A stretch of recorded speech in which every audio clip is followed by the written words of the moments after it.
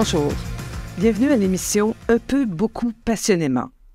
Aujourd'hui, je reçois Richard Boutin, un artiste en art visuel très connu dans la région et même au-delà de notre région. Alors, bonjour Richard. Bonjour. Alors Richard, vous êtes un artiste avec 36 ans de carrière quand même. C'est pas tout le monde qui peut se vanter d'avoir persévéré, persisté même dans ce domaine. Alors, c'est sûr que là, vous êtes bien établi à Notre-Dame-de-Lourdes, mais si on recule dans le temps, le terrain où vous vivez présentement, où vous avez bâti votre maison, votre atelier, etc., vous l'avez quand même acheté à un âge très jeune. Oui, j'avais 17 ans. C'est que à l'époque, je travaillais et puis un ami d'enfance que j'allais à l'école, lui s'est acheté un terrain c'est mon voisin, mais en achetant un terrain qui était là pour bâtir sa maison, moi, ça m'a donné l'idée, je vais m'acheter un terrain aux côtés de lui parce que vu que c'était une personne de confiance. Puis, c'est ça. Parce que là, toute votre famille était installée à Notre-Dame-de-Lourdes. Oui. C'est ça, vos frères, vos sœurs? Maintenant, non, mais moi, je suis né à Lourdes, pas loin, dans un rang. Et puis, c'est ça, quand j'ai commencé à travailler à Plessisville, vu que je passais là, puis j'ai acheté un terrain qui était là. Parfait.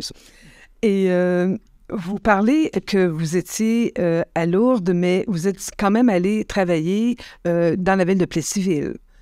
Le premier magazine que vous avez fait, qu'est-ce que c'était? C'était le Matériaux Plessis, ça s'appelait à l'époque. Aujourd'hui, c'est le BMR. Mais à l'époque, c'était Matériaux Plessis. C'était tout petit. Il y avait le petit magasin Aude qui vend de la peinture. C'était là en premier. C'était très petit. Et puis, j'ai commencé là.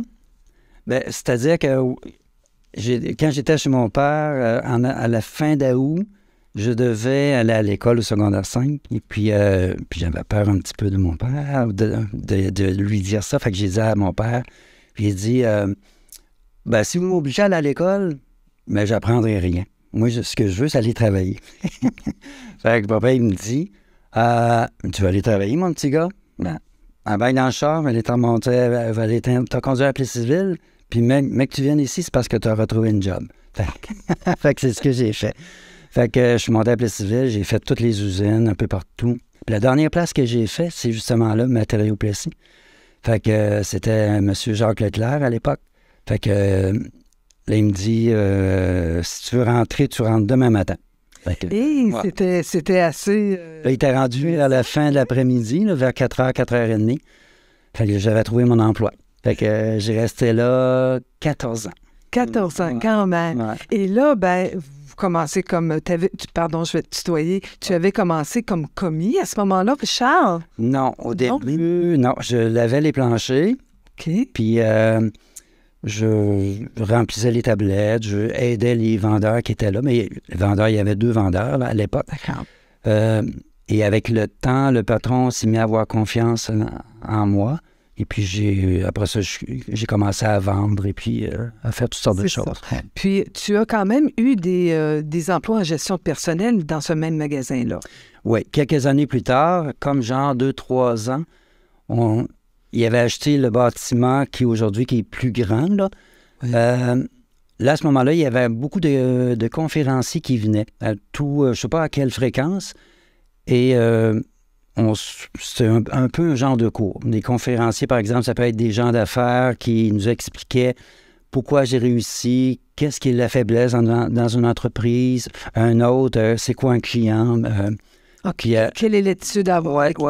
Oui. C'était pour vous aider, en fait, comme une formation pour vous aider à être de meilleurs employés dans des disciplines respectives, là. Exactement. Pour que quand ils rentrent... Parce que quand tu as un commerce, il faut comprendre que si tu as un commerce, ce qui le fait vivre, c'est le client. C'est que lorsque le client rouvre la porte, il y a 50 % de la vente, elle est faite. L'autre 50 % c'est à toi de le faire. Mais c'est pour ça que moi, j'ai le regard très, très critique lorsque je m'en vais ailleurs, puis que je rentre dans un commerce. Si je vois que la personne qui est à l'autre bout ne s'occupe pas de toi, je me dis, oups, il y a une faiblesse. Là. C'est ça. Et tu t'es occupé aussi de faire la gestion des stocks. C'est très important dans une entreprise comme BMR. Oui, parce qu'à l'époque, même encore aujourd'hui, n'importe qui, on vendait aux contracteurs, on vendait aux particuliers. Puis pour avoir beaucoup de stock, il fallait acheter, il y avait des représentants qui passaient. Puis ils nous offraient, par exemple, une vanne de gyproc, une vanne de venir, du bois. Et puis, des fois, on est porté, eux nous disent, si tu en achètes 2, ton prix est un petit peu meilleur marché, tu vas faire plus de profit. Mais là-dessus, j'ai compris que des fois, acheter trop, c'est pas mieux, parce que si tu achètes beaucoup de stock, tu paies, mais ça traîne dans ton entrepôt. C'est pas payant. Alors, j'ai appris à négocier avec les vendeurs. Bien là, j'ai acheté moins. Tu me fais quand même un bon prix. Et puis, on va acheter plus régulièrement. Puis, c'est ça. De fidéliser, en fait. Oui, c'est ça. C'est ça. Et donc, ça t'a permis d'acquérir une belle expérience à la fois client et à la fois de gérance aussi. Ah oui. Parce que lorsque j'ai décidé de terminer après mes 14 ans pour faire le travail que je fais actuellement, je ne savais pas si j'étais un peintre, mais je savais que j'avais des forces, par exemple, en tant que vendeur. Je savais que le client, pour moi, si tu traites un client comme il se doit d'être, tu peux presque vendre à peu près tout parce qu'il faut établir une confiance. Et puis, avec honnêteté, moi, j'ai toujours travaillé comme ça. Fait que je savais que j'avais ces forces-là. C'est ça. Il s'agissait de l'exploiter personnellement. Tout à fait. Ouais, c'est ça. Mais tu t'es quand même intéressé à la peinture. Ça a parti comment, ça, cet intérêt-là, où tu as produit des petites cartes? Raconte-nous un peu. J'allais souvent dans les magasins acheter des cartes pour des personnes, des amis. Puis, des cartes de fête. Des cartes de fête. Ouais. J'étais tout le temps en train de regarder des images parce que j'aimais beaucoup ça. Et je ne sais pas pourquoi, par réflexe, je regardais toujours en arrière des cartes, puis c'était toujours Made in China, américain ou un autre. USA. Peu importe. Et je me disais tout le temps, pourquoi il n'y a pas d'artistes québécois qui font des cartes? C'était... Et quand j'ai décidé, je vais faire des cartes pour vendre ça à grandeur du Québec. Mais il faut avoir des rêves dans la vie. Oh, ouais, c'est ça. Là, les gens proches de moi, ils me disaient que tu étais un petit peu... Ça va pas bien? Non. C'est ça. Mais tu as tenu tête à tous ces gens-là.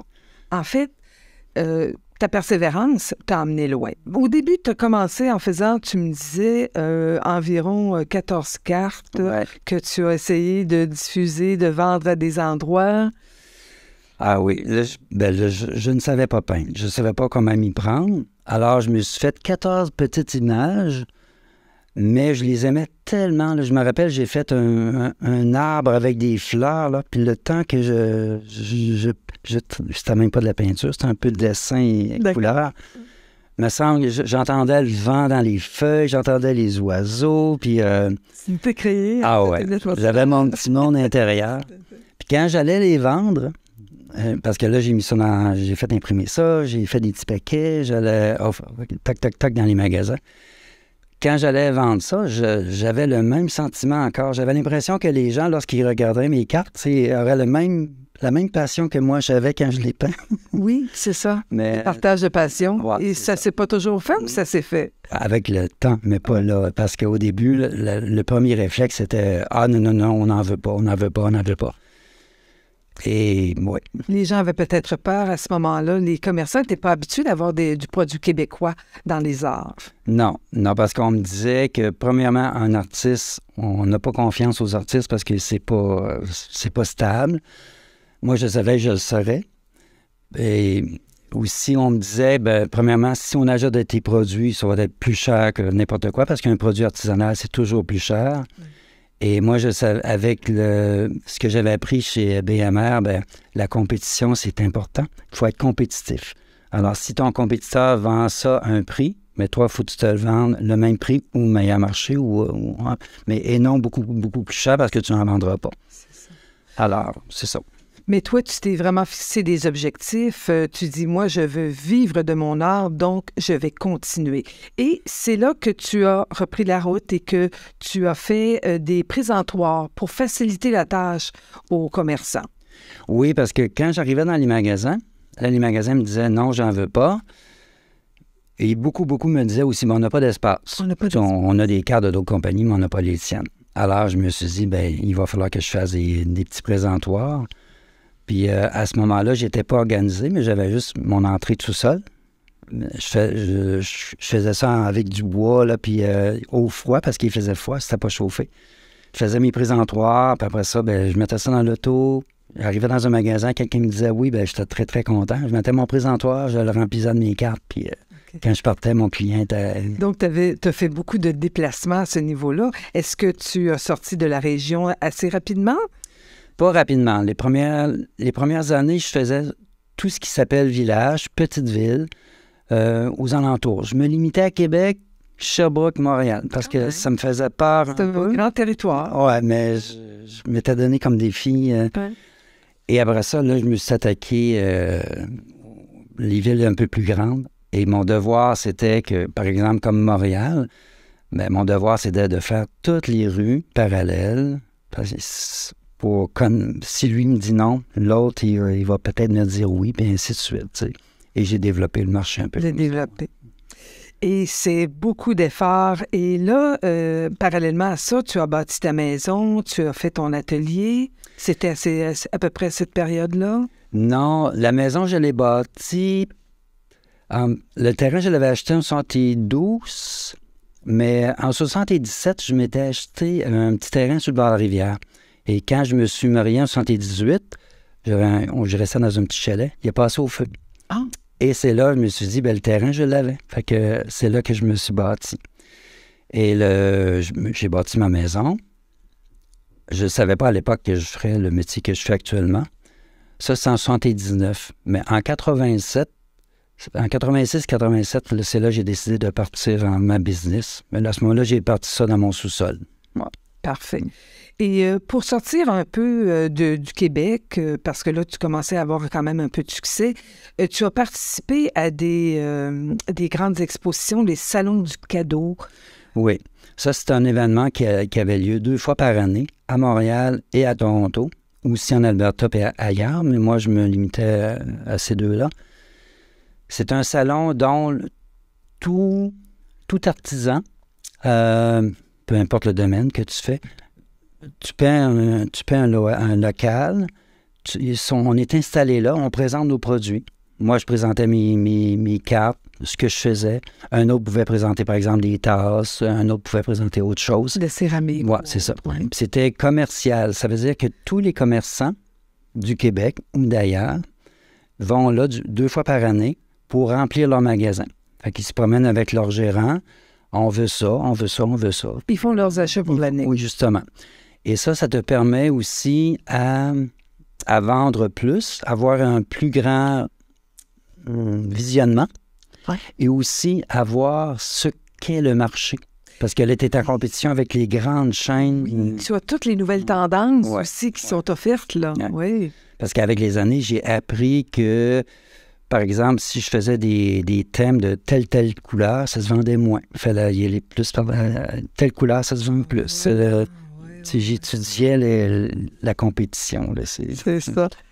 Et ça t'a permis aussi de te faire connaître de géants de la carte, tel Hallmark. Oui, c'est parce qu'au début, ça, j'avais appris ça quand j'étais au BMR. On m'avait dit, les conférenciers m'avaient expliqué que si quelqu'un te dit non, mais ne t'arrête pas là. Tu vas aller aux côtés, tu vas offrir ton produit et puis peut-être qu'ils vont te dire oui. Et c'est ce qui s'est passé. C'est quand je développais le Québec, tous les magasins que je vendais, c'était très bien, mais à chaque fois que j'arrivais dans une grande chaîne de cartes, on me disait tout le temps, non, on ne prend pas de produits canadiens, québécois. Nous, on a nos cartes. Et j'avais en tête que, ça, je l'ai toujours eu. Je me suis dit, je vais en mettre tellement partout qu'à un moment donné, ils vont voir que ça se vend. Ils vont venir me voir. Et une année, là, je suis au Salon du cadeau à Montréal. Et puis, on est en train de vendre à n'importe qui. Et arrive le gérant de Hallmark avec 14 gérantes là, dans ma boutique. Et puis, Là, il était là, puis là, pour moi, c'était la Apothéose. Là, on veut ça, on veut ça, on veut ça, on veut ça, on veut ça, on veut ça. Ils ont été séduits, Ouais, en fait. ouais. Ouais. Mais on m'a averti. On m'a dit, là, on prend de tes produits, mais 1 an à 3 ans maximum, tu sors, parce qu'on ne gardera pas des produits... Trop longtemps. Non. Bon, eux autres, ils voulaient du changement, etc. C'est ça.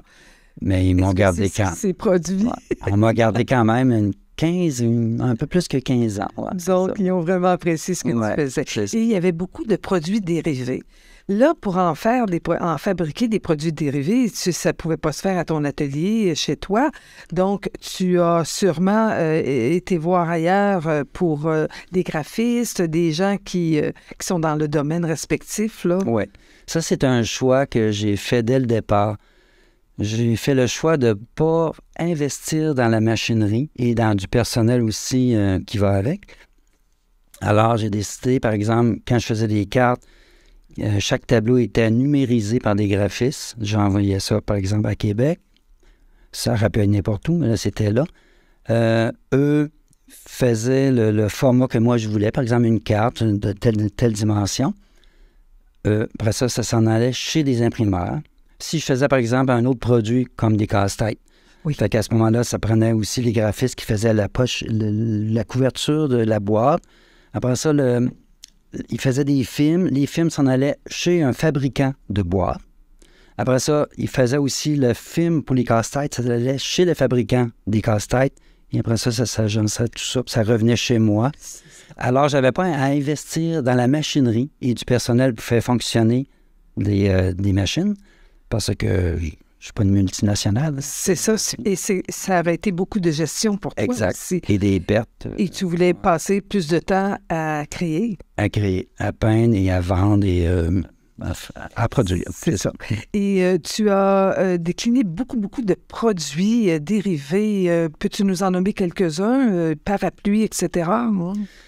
Oui, alors, j'ai commencé par les cartes. Ensuite, j'ai fait différents formats de cartes. Comme au Québec, les grandes cartes qu'on voit un peu partout maintenant. Tu as été le premier, quand même, à produire ce genre de cartes. Moi, je me souviens, les gens qui travaillaient dans les bureaux, quand quelqu'un, c'était sa fête, on achetait une grande carte. Parce que si on est 20-25 à signer puis à faire des vœux, bien, sur une petite carte, il faut mettre des petits papiers dedans. Tandis que la grande carte nous offrait cette opportunité. Oui, c'est ça. De bien s'exprimer. Tu as fait des gens heureux avec ça, Richard. Tu as fait des gens heureux? Oui, parce que j'ai eu beaucoup de gens. Plus maintenant, parce que maintenant, ça se fait par téléphone. Les gens vont texter. Mais il y a quelques années, les gens écrivaient. Par exemple, je recevais des courriers. Monsieur Boutin, j'ai acheté une carte dans un des magasins. Cette carte m'a permis de renouer, par exemple, avec ma fille. On s'était perdu. Puis je l'ai acheté parce que j'aimais l'image. Puis d'autres aussi m'écrivaient pour me dire merci de démocratiser l'art. J'aurais jamais pu acheter un tableau, mais j'achète de vos cartes, puis ça me fait rêver. Puis, Absolument. En fait, tu l'as rendu accessible à tout le monde. Oui, c'est un peu ça. Oui, ça. Et tu as produit aussi des enveloppes, des parapluies, des tasses en tête de lettres, des casse-têtes. C'est très populaire, les casse-têtes, même encore de nos jours. Les casse-têtes sont encore bons vendeurs. Le but d'avoir un assortiment, c'est que je m'étais dit, lorsque tu rentres dans un magasin, une fois que tu es établi, tu vends des cartes, mais pourquoi pas si un autre produit, par exemple un casse-tête, c'est fait par je ne sais pas où, pourquoi pas prendre les miennes, tu sais, un autre produit. Et aussi, lorsque tu vends à ton client, au lieu de vendre juste un produit, tu en vends plus. Exact. Tu as participé aussi à un très beau projet Mère et Merveille parce que M. Jocelyn Bédard, qui est le maire de Notre-Dame-de-Lourdes, il a participé lui aussi. Les maires et les artistes ont participé à ce projet de se réunir et de jaser ensemble de ce que représente la municipalité à tes yeux et à ses yeux à lui aussi. Oui. Alors, tu as produit une œuvre sur Notre-Dame-de-Lourdes? Oui, j'ai fait une œuvre... c'est ça, un peu. Il y avait plusieurs artistes qui représentaient différentes municipalités. Moi, j'ai fait celle de Notre-Dame-de-Lourdes. C'est ça. puis il semble très content. Ah oui, le gymnase a été bon et l'œuvre est maintenant un hôtel de ville, je crois. Oui, c'est ça. C'est ça, oui. Tu as de nouveaux défis depuis quelques années parce que avec ta femme Carmen, elle est chanteuse, Carmen. Elle fait partie d'un groupe. Oui, elle a chanté depuis nombre d'années à l'église, dans la chorale. Et avec le temps, s'est greffé des amis qui, eux, font de la musique. Et puis, elle chante avec eux. Maintenant, elle va chanter, par exemple, comme dans des résidences de personnes âgées, des choses comme ça. Ouais, dans le communautaire. Oui, dans le communautaire. Puis ils font ça régulièrement. C'est ça. Et tu as aussi des enfants. Tu as 3 enfants. Mélodie, qui est artiste. Oui. Elle suit les traces de son père. Oui, parce qu'elle n'en fait pas la profession, mais elle est très, très, très bonne. Pour moi, la différence, c'est que pour moi, elle, c'est une vraie artiste. Parce que pour moi, un artiste, c'est...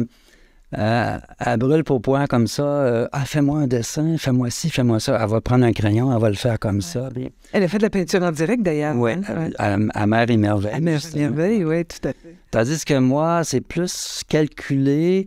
Je vais calculer, c'est ça. Je me considère moins artiste que...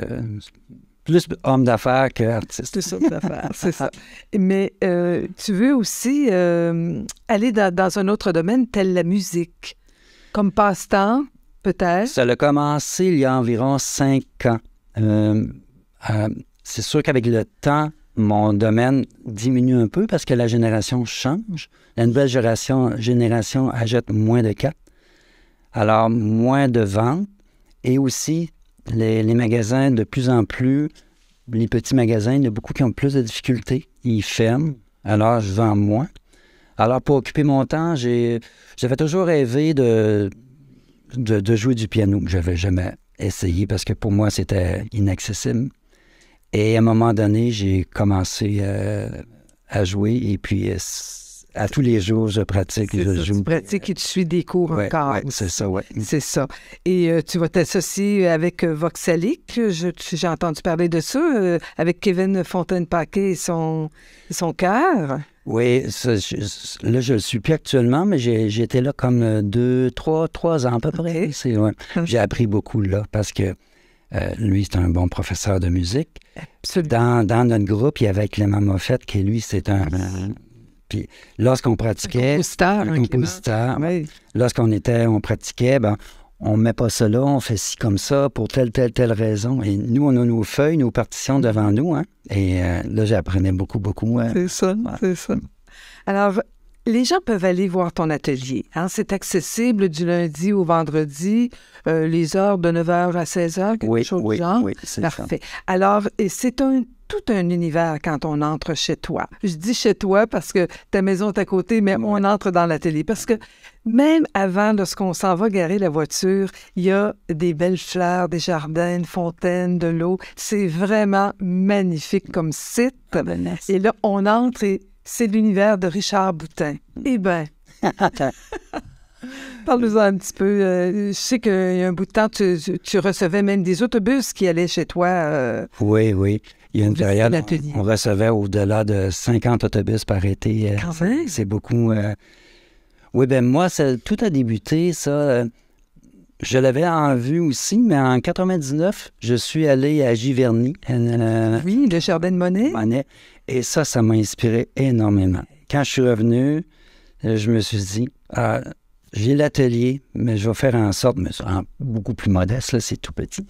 Mais je voulais avoir des petits chemins, beaucoup de fleurs, un bassin d'eau, Puis j'ai converti ça un petit peu comme ça.